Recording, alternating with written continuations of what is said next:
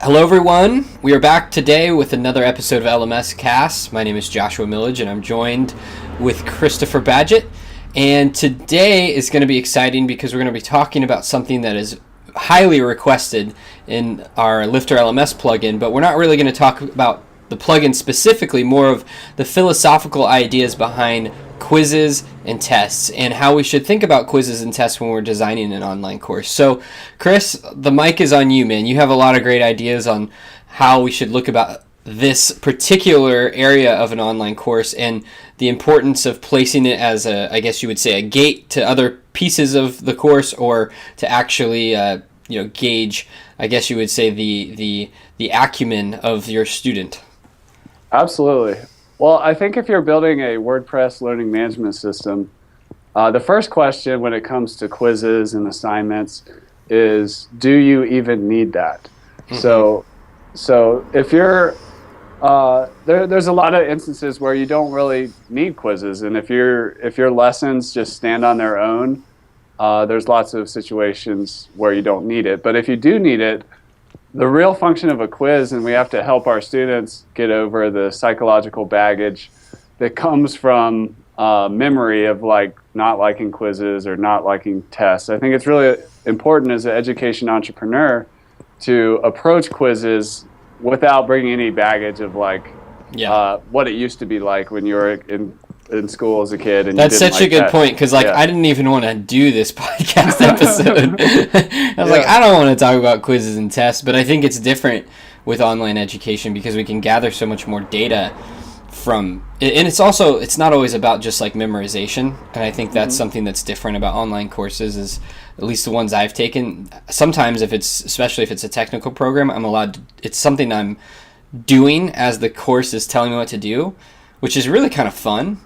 And I think the quiz in that scenario should be totally different than, like, you say quiz, man, I just automatically think SAT. It kind of bums me out. Yeah, and that's the thing, is we as the education entrepreneurs need to get over that, and we need to help in our approach with it with our customers or our students to not feel that way. And, I think the big philosophy there is that quizzes should be there to reinforce learning. Mm-hmm. That is like the number one thing of why they're important.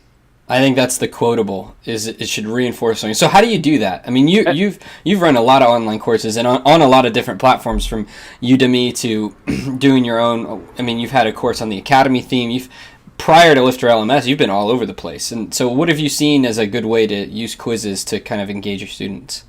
Well, that's really an it depends question, but I think it's one thing. It's making it reinforce learning, and then it's another thing, which is making it fun.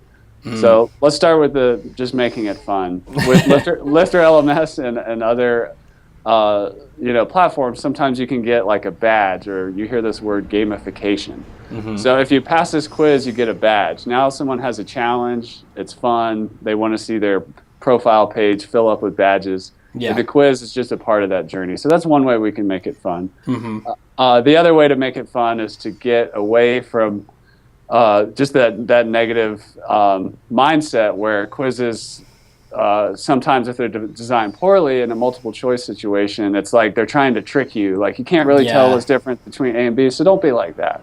Yeah. Do it in a way that really reinforces learning. So to talk about that a little bit, like with the LifterLMS plugin, we're going to be putting a lot of focus on the quiz architecture. And right now we're just launching with the basic functionality of multiple choice and then assignments, where a student can upload something, and then the teacher gets it, and then it's up to the teacher to manually approve it. That kind of thing. So that's like the foundation. From there, there's so many different areas we can go. Another way that we're making it kind of fun and less intimidating is that we're going to have the option to not list every single question on the page, so you have this long list, so they can focus on one thing at a time. Oh, that's amazing. And then move on to the next one. So that's kind of cool. And the other thing is, it depends, because maybe you really do need quizzes. If you're in a medical certification or legal profession, right, it's important, and maybe you have a governing body that requires certain types of questions and also a passing percentage before you're allowed to receive this certificate that then allows you to, continue in your profession or have some credentials to get a job or that kind of thing. But if you're just using quizzes to reinforce learning, you can just make them fun and also make them optional. Make it so the student could even skip it if they don't want it, or they could take it and fail and still get on to the next one. But that quiz was an opportunity to at least get people thinking about the ideas they're trying to learn a second time. Yeah, and one of the things that I think is cool is maybe a little bit of a hack, but I just like the word hack. But it's taking the quiz architecture in an LMS and actually using it as a feedback system so that you can continually improve your course. I think a lot of people don't think of a quiz, like utilizing a quiz that way, but there's ways to ask questions to see whether or not people are actually learning with that piece of content that you put out there. And I look at my father, who's, he's retiring this next year, but he's taught marketing principles and real estate and all sorts of different business classes for over 30 years. I think it's like 36 years. I mean, that is insane to me. Yeah. And, one of the things that he said is that the difference between good and bad teachers in his mind is that a good teacher never thinks that they're the expert. They're just they are an expert, but they don't have that arrogance complex. And what they're doing with quizzes is they're looking at, oh wow, a lot of students didn't do so well here. I need to take that as feedback of what did I do in my teaching, to help them see and connect the dots here. I think it's That's a really great point. Yeah, it's like you have to be humble about it, but I think this is something that has to happen in the e-learning space online. It has to, because there's so much noise. People put content out, and I'm guilty of it. I mean, I put, a lot of podcasts that we're at, almost 30 episodes in on my other podcast, Infusionsoft. And even though that's not a quiz, the concept's the same as like going back and what was shared well, what did I get a lot of comments on, and allowing that to inform my next step. It takes a lot of energy, but I think it's important. And so when I look at quizzes and tests, I think like, let's ask questions that are challenging, and let's reinforce learning, like you said, but then let's also decompress what the outcome is of that quiz or that test, and utilize that to follow up and engage the student to make sure that they're learning. Like if they failed with our plugin, but you don't have to do this in the plugin, you can just see who failed. Take the time to email that person. Hey, I saw that you failed, and I just wanted to reach out. Is there anything that I didn't explain well? You might actually learn that you're completely missing something in your content. You actually need to go recreate the video or audio or add a paragraph if it's text, And so I think it's really important to look at it that way too. Cool. Yeah, that's a great... That's such a good point right there, in the sense that we've had other episodes about the difference between a passive membership site that's all about throwing up a paywall. It's more of the marketer mindset of, I just need to get sales, I want to get conversions, get people in my members area, and then boom, there's my content.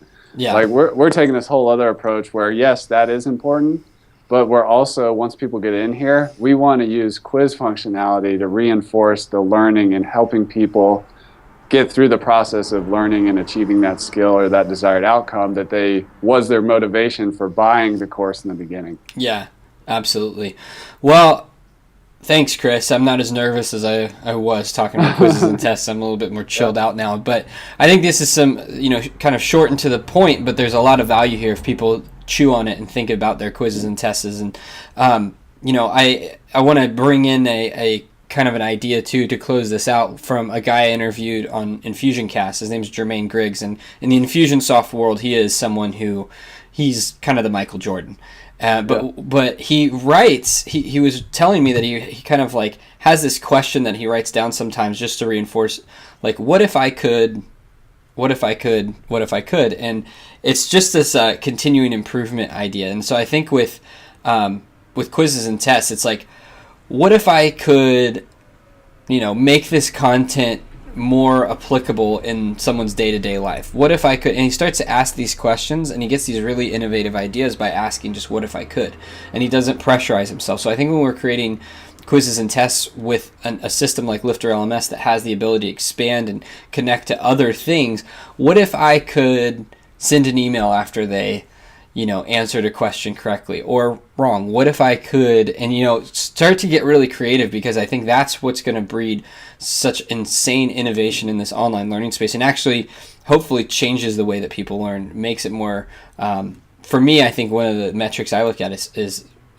knowledge retention and speed to get the knowledge in your head to the knowledge in my head. It's like, what if I could make that happen? What would that look like? What would the systems look like? What would I have to do? So that's one of them that I've been thinking about a lot lately. But yeah, I wanted to end with that. And do you have any final thoughts for people?